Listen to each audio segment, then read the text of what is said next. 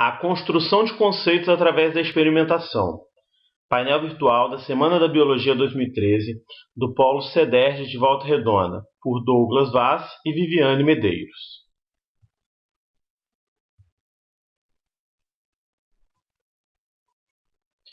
Eu, Douglas Vaz, discente do curso de licenciatura em Ciências Biológicas do Polo CEDERJ de Volta Redonda e professor da Rede Pública de Ensino de Volta Redonda e Barra Mansa, primeira fase. Viviane Machado Medeiros, bacharel e licenciada em Biologia, discente do curso de especialização em Educação Tecnológica Cefet-UF e professora de Ciências da Rede Pública de Ensino de Volta Redonda.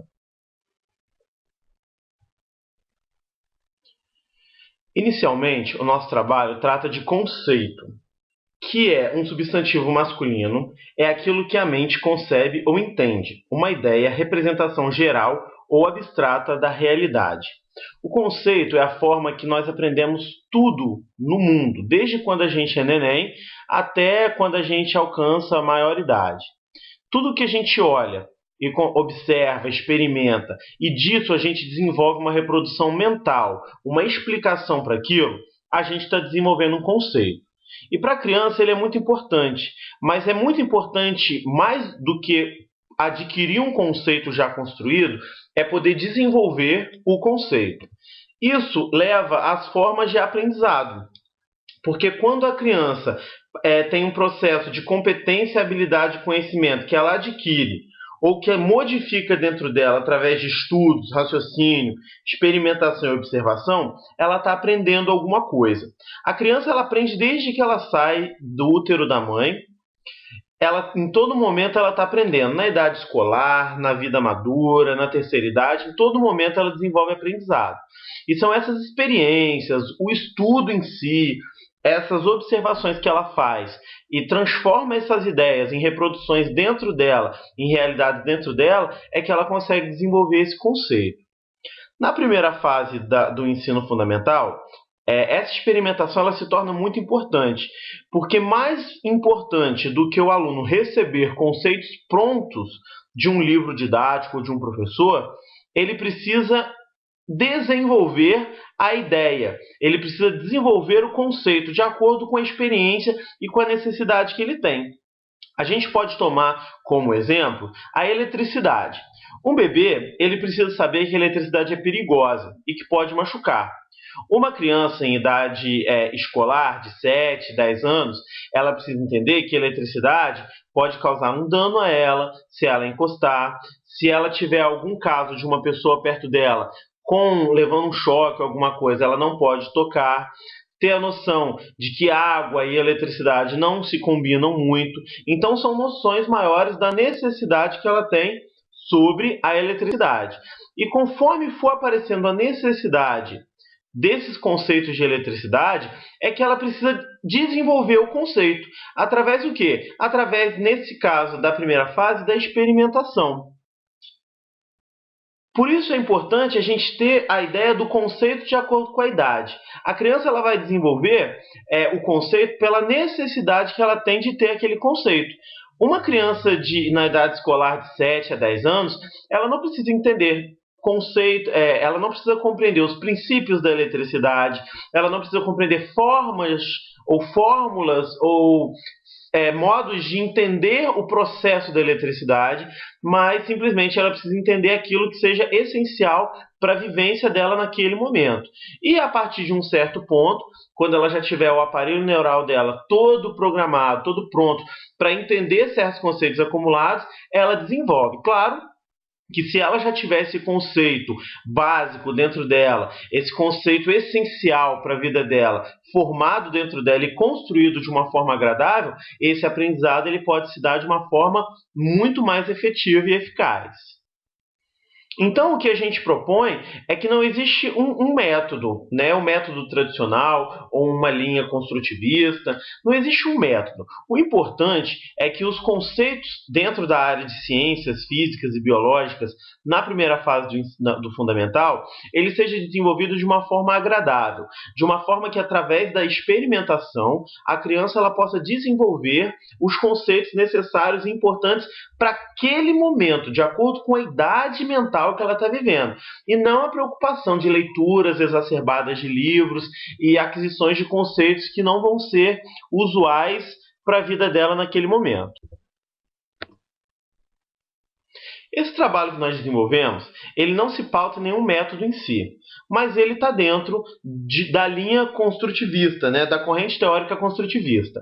Becker ele define o construtivismo dessa forma: a ideia de que nada a rigor está pronto, acabado, e de que, especificamente, o conhecimento não é dado, em nenhuma instância, como algo terminado.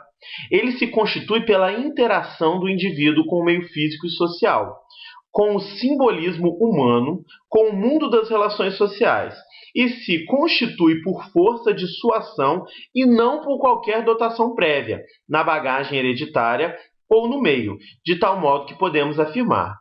Nós pautamos trabalho nessa ideia de Becker, por quê? Porque nós entendemos que não existe nenhum conceito pronto. Claro que os conceitos acumulados pela história da sociedade, pela humanidade, eles estão todos registrados em livros, internet, enfim. Mas para a criança, esse conceito ele precisa ser construído. Se eu chegar para ela e falar que a água é molhada, simplesmente a minha fala não vai fazê-la acreditar ou simplesmente decorar que aquilo é verdade. A partir do momento que ela bota a mão na água e tem a sensação de molhar na mão, é que ela finalmente vai compreender e vai aprender que aquela substância é uma substância que molha a mão dela. Dessa forma, o trabalho ele foi pautado exatamente nisso, numa experimentação que não reforça conceito, mas que constrói conceitos. Nós trabalhamos na Escola Municipal Leonísio Sócrates Batista durante todo o ano de 2002. Fizemos um estudo empírico, onde no primeiro semestre foi desenvolvido com os alunos na disciplina de Ciências Naturais. Aulas tradicionais, onde os textos eram lidos, explicados, conversados, e logo depois desses textos, exercícios para que o aluno pudesse fixar o conteúdo aprendido. A experimentação ocorreu, mas como uma ideia de reforço de conceitos. Primeiro a criança tinha o contato com o conceito e logo depois esse conceito era reforçado através de experimentação. E as avaliações se davam de forma escritas, tanto de múltipla escolha como dissertativas. A partir do mês de agosto, essas crianças foram submetidas a aulas mais dialogadas, participativas, com material lúdico, vídeos ilustrativos e construção de modelos. A experimentação ela tinha a função de construção de conceito. Então a criança ela não tinha contato com nenhum conceito. Através de experimentos é que ela construiria os conceitos necessários para ela. E as avaliações nada mais eram que aplicações desse conceito em formas práticas da vivência dela, de acordo com a idade dela. E a avaliação era tida como parte do processo de aprendizagem e não como fim do processo de aprendizagem. Podemos observar algumas fotografias de experimentações. Durante o terceiro e quarto bimestre, que é o segundo semestre, esses alunos tiveram contato com os conteúdos de magnetismo e eletricidade. E dentro desses conteúdos, proporcionamos experimentos para que eles pudessem construir e pensar nos conceitos. Todo experimento trabalhado gerava um relatório, onde ele colocava tudo aquilo que ele tinha aprendido, tudo aquilo que ele tinha visualizado, como aquilo serviria para a vida dele e de que forma ele poderia inferir nisso que ele tinha observado. As aulas, elas demoravam mais tempo para acontecer. Uma coisa observada na diferença do primeiro e do segundo semestre é que as aulas do segundo semestre elas eram mais longas. Elas necessitavam de mais tempo, de mais atenção e de mais participação, tanto minha, professor da turma, como dos próprios alunos envolvidos. Bom, aqui está registrado os resultados em notas desses alunos no primeiro semestre.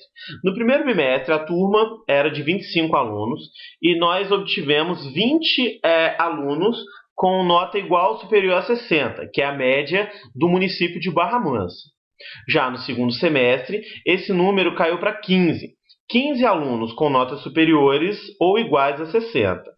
Em contrapartida, do primeiro para o segundo bimestre, nós tivemos um aumento de 5 notas abaixo da média esperada. De 5 alunos com notas insuficientes, subimos para 10 alunos com notas insuficientes. Já no segundo semestre, tivemos um total de 100% no terceiro bimestre de alunos com notas iguais ou superiores a 60. Tivemos 100% de aproveitamento. E no quarto bimestre, tivemos 24 alunos com nota superior ou igual a 60 e apenas um aluno com uma nota inferior a 60. Nessa linha de produtividade, podemos perceber como foi o caminhar da produtividade durante o ano. Essa produtividade é feita com um número de alunos com média igual ou superior a 60.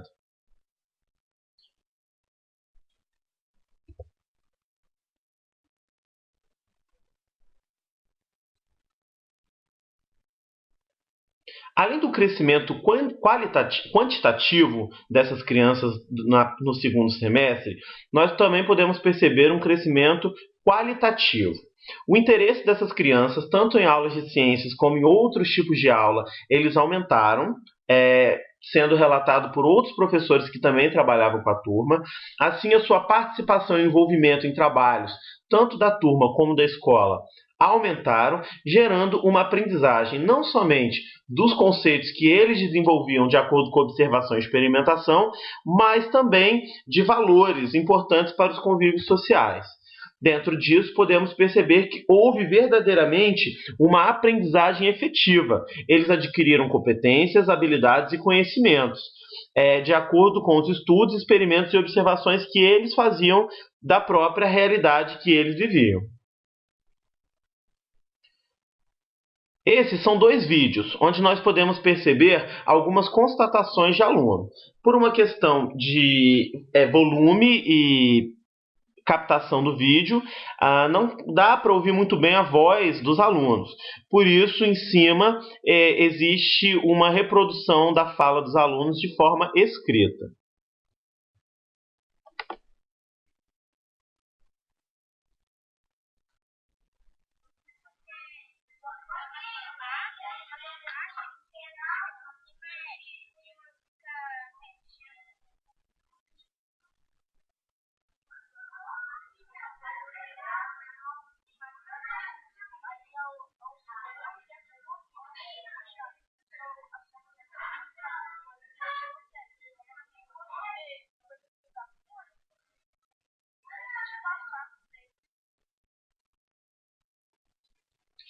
Nesse vídeo, podemos perceber uma interação de um aluno com outro aluno sobre a questão do magnetismo.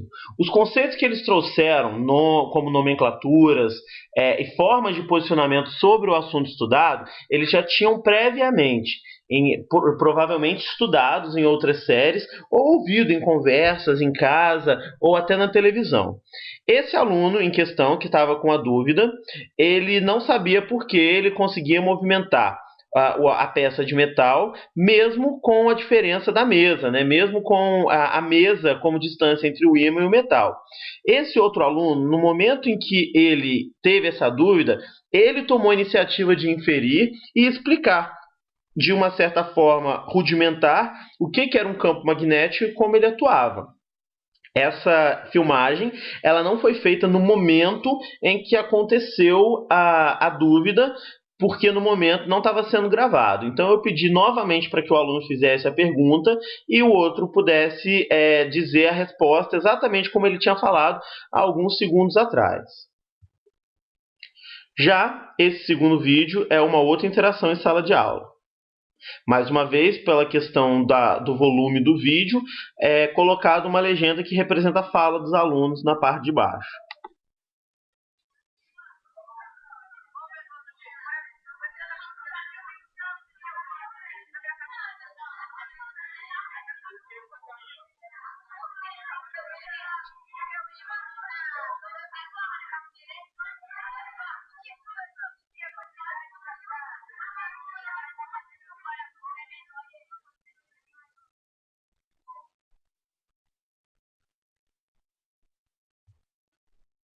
Nesse vídeo, podemos perceber que os alunos tinham dúvidas.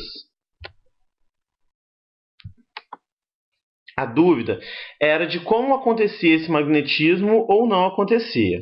Eles tinham um parafuso que tinha várias coisas penduradas nele. E em um momento eles tentaram puxar esse parafuso e o ímã não era capaz de segurar esse parafuso, ele caía. Num determinado momento eles perceberam que o ímã era capaz de puxar aquele parafuso. E eles estavam com dúvida porque antes caía e naquele momento não caía. Então, a partir do momento, eles observaram o que eles encostavam, por que aconteciam e constataram. Um dos alunos constatou no final que quando ele encostava uma parte maior do parafuso numa parte maior do ímã, a força de atração era maior e conseguia suportar aquele peso. Assim, podemos concluir que para essa experimentação na primeira fase acontecer, é necessário que nós desenvolvamos dois tipos de pirâmide, uma para o professor e outra para o aluno. Para o professor, é necessário que ele tenha um planejamento condizente com os objetivos que ele quer chegar. Ele domine muito bem o conteúdo que ele vai trabalhar. E ele tenha empatia para entender a posição do aluno de acordo com as respostas e os conceitos que ele vai desenvolver. O professor ele precisa ter muita paciência, porque naquele momento vão surgir informações equivocadas, observações equivocadas, e levar a turma, ter a empatia de levar ele ao nível de concentração, de observação, para que ele possa constatar aquilo que ele está vendo, faz parte do papel do professor. Então, um bom planejamento, domínio e empatia são funções essenciais para o desenvolvimento. Já para o aluno, ele precisa se sentir seguro com o profissional e com o ambiente, para que ele possa falar sem medo de errar, assim desenvolvendo uma autonomia, onde ele vai poder inferir sem ter medo do resultado, gerando uma motivação. Toda vez que ocorrer uma aula desse tipo ou dessa forma, ele vai se sentir motivado, porque ele vai perceber que a fala dele vai ser valorizada, que a ideia dele vai ser colocada e que ele vai poder alcançar o conhecimento naquele processo. As referências que nós usamos no estudo durante todo o desenvolvimento do trabalho, para podermos pautar nossas intenções e nossas opiniões dentro do processo de construção. Muito obrigado e até a próxima.